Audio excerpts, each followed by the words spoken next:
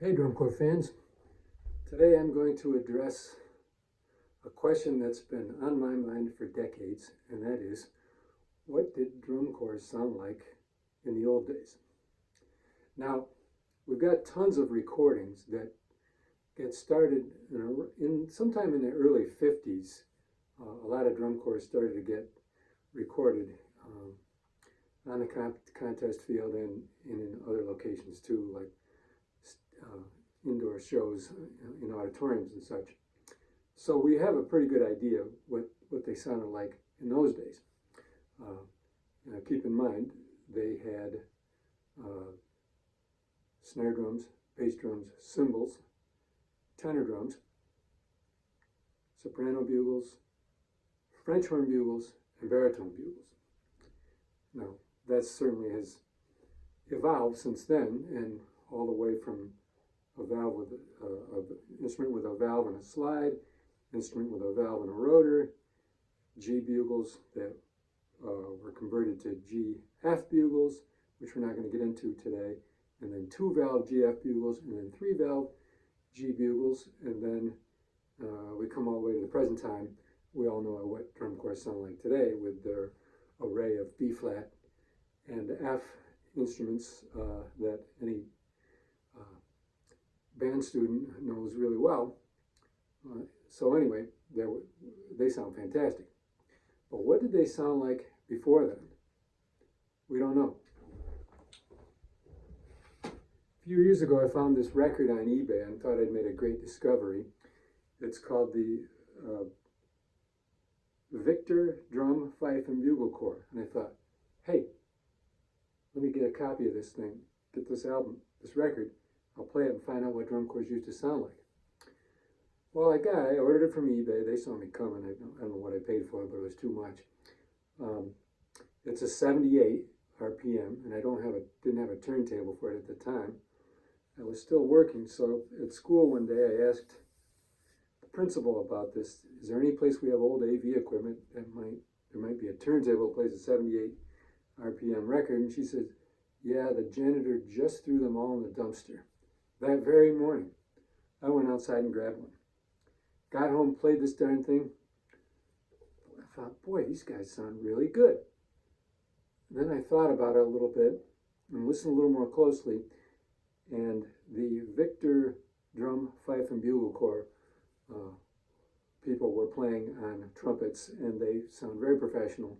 And they were probably studio musicians who spent a morning recording this thing. So probably not a great representation of what drum and bugle corps sounded like pre-war, World War II, I should say. So anyway, fast forward to back to current times, a few years back, and I took a look on eBay and found this bugle. This is your basic Army bugle.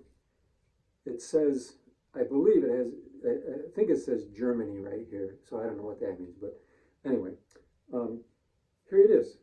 So what did drum and bugle corps sound like before World War II? Well, maybe it was something like this.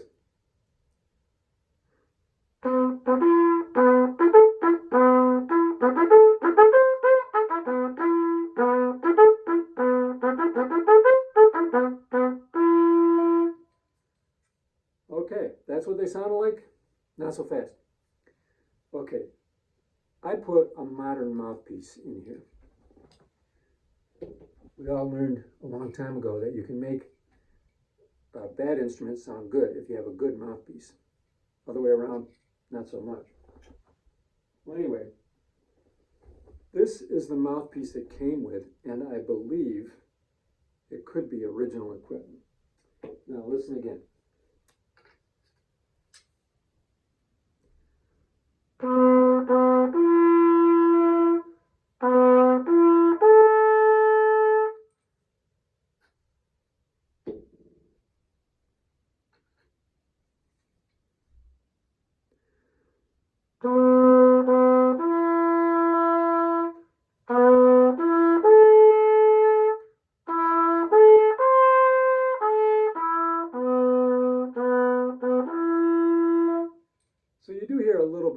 difference in the actual quality of the tone.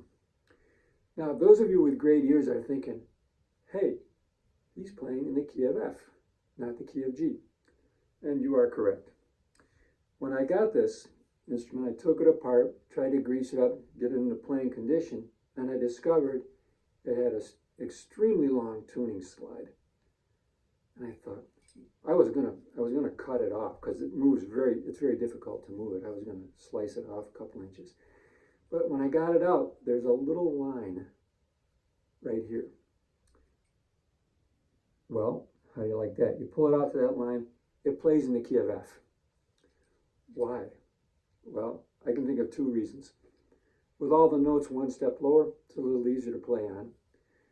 And in the key of F, it makes it very compatible to play a lot of band music that has bugle calls in it.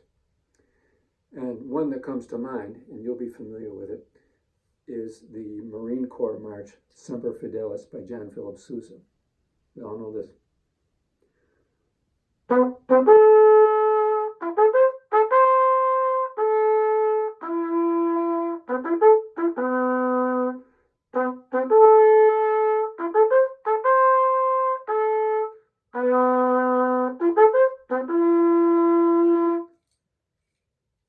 So every once in a while in band you run across the break string like this, which has a bugle call in it, and sometimes it even says bugle chord joins or something like that. So anyway, the F slide there. Okay, so this is your basic, I think I mentioned, like a cavalry bugle or an army bugle. All right. Now, second part of today's story is this instrument. And there's a great story, backstory to this too. This is a bugle made by the King Corporation. And, well, let me tell you how I got this bugle. A few years back, I happened to catch a notice on Facebook, I guess it was, that an acquaintance of mine, Jeff Perkins, who lives in Saratoga Springs, and a lot of you know him because he was the director of the Avant-Garde Drum and Bugle Corps. Jeff was giving a presentation on the history of the Drum and Bugle Corps in Saratoga Springs at the library. I forget, it may have been 10 years ago. Well, I thought, shoot, I'm not doing anything.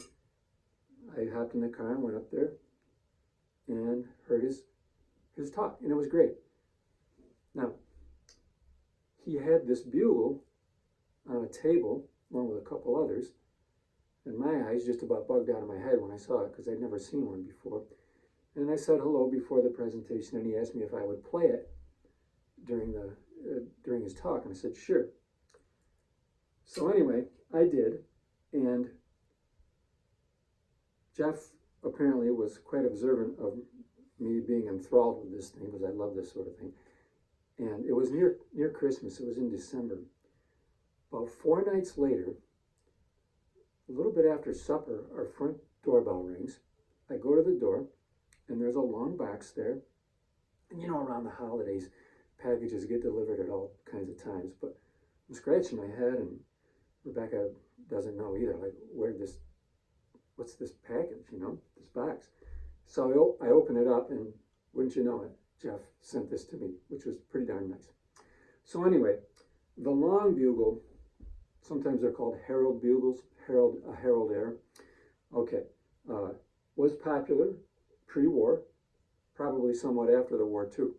Now this one has the initials SHS on the bell and the number 20, and the SHS stands for Saratoga High School. So Saratoga High School, back in the 30s, early 40s maybe, had a drum and bugle corps. Can you believe it? And they played on these. Now, these must have been a nightmare. They're so long. And we know how soft brass is. And this one's definitely been really beat. And being so long, they would just get bent out of shape so easily. Anyway, I took this one apart, got some of the dents out and straightened it up a little bit. Discovered the same thing. Now, it's awful hard to move this tuning slide, so I'm not going to. But this tuning slide comes out a long way, and there's a mark on it, and it can be played in the key of G or F. All right, so this one may not sound that much different to you, but to the player, it's very weird because the bell is a good 2.5 feet from your face, another 1.5 more than conventional instrument, and it sounds a little funny. It takes you off guard a little bit. Well, I was going to say something else. Oh, I think these must have been popular partly because they just look great and they add a certain flair to the appearance of a core. Okay, sounds very similar. Now I'm using an old mouthpiece that I have. I'm not sure it's authentic to this instrument, but it is an early 20th century trumpet mouthpiece, so this may be a representative sound.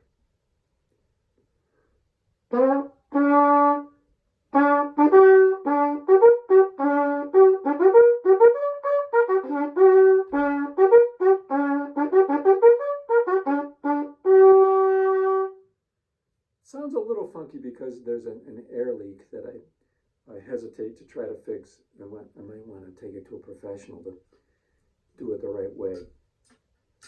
All right, keep that sound in mind. And here it is with a modern mouthpiece, just for your edification.